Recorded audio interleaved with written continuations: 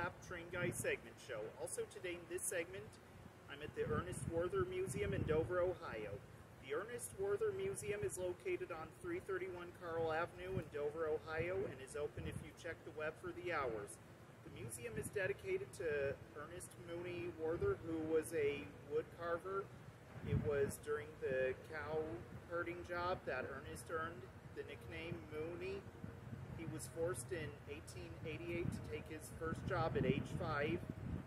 One time he found a pocket knife in a dirt road when it changed his life, and he started whittling and never set it down for another 82 years.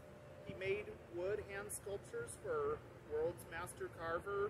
The Ernest Warther Museum and Gardens is built around the original location of Ernest and his wife's home, his original workshop, and the first museum, which opened in 1936 in their backyard. Today, the Ernest Warther Museum is owned and operated by third and fourth generation family members whose mission to share and educate and delight visitors with the works compiled and created by both Ernest and Frida Warther to invoke passion, determination, and administration for the beauty of their art.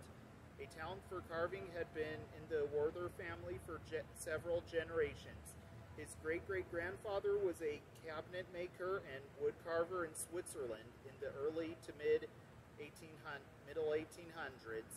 David's grandfather, Ernest Mooney Warther, was a renowned carver of steam engine models, also using wood and ivory. Originally, David's love for ships was less of an interest in maritime lore and more of a fascination for the graceful lines and beauty each ship exhibits. At age 13, he developed his unique hand-filling and sanding process for making the ivory string for the ship's rigging, a technique that is a signature of his artwork.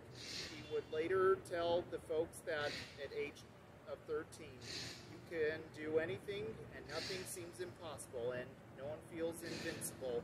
By age 17, David had mastered his special technique of making ivory rigging and was poised to create his first major carving. He had made scores of smaller ship carvings, but they lacked scale, accuracy, and inaccurate parts. His first major carving took him over a year to complete and was a replica scale of the Coast Guard training ship Eagle that still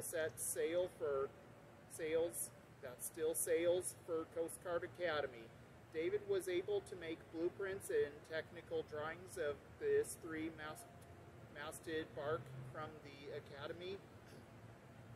Many of the original drawings were copies of the original German drafts from 1936 when it was originally built as a training ship for Germany's Navy. Today, the museum has the gardens outside and inside the main building. It houses a lot of wood-carved locomotives and even has real trains outside on display as well. What you see right behind me is Greer Steel Corp. Greer Steel Corp 7 was built by the Vulcan Ironworks in Wilkes-Barre, Pennsylvania in 1917 and is an 040T four-wheeler type steam locomotive. It was originally built for the Greer Steel Company in Dover, Ohio, and for many years it was used to switch freight cars as well.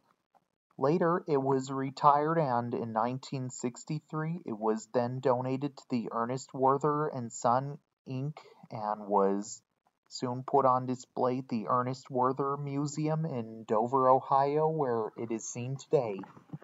Also, you can even visit the locomotive's cab as well.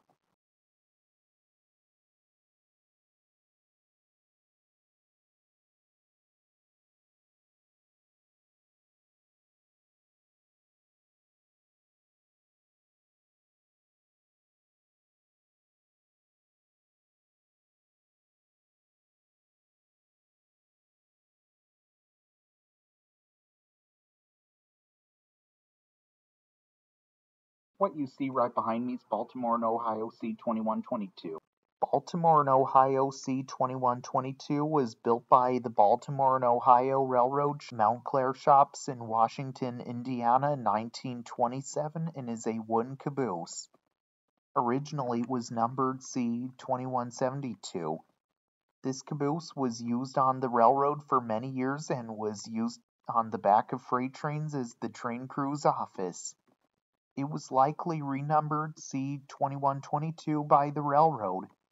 In 1973, the Baltimore and Ohio Railroad became a parenting company of the Chessie system, and it was repainted in a Chessie system yellow as well.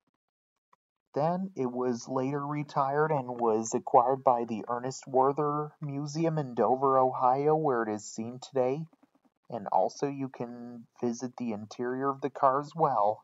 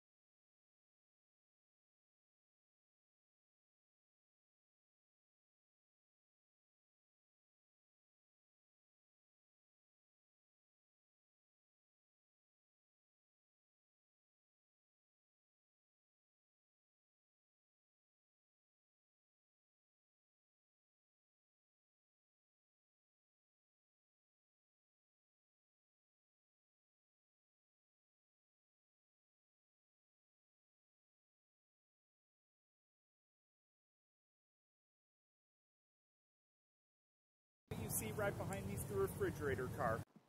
This refrigerator car was built somewhere in the 1900s and is a wooden refrigerator car. The company that this car was owned by is unknown, and the number it had is also unknown.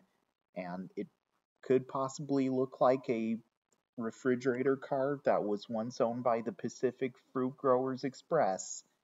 And it was known to haul produce, vegetables, and even dairy products, and even found itself on freight trains many years ago. Then later on, it was retired and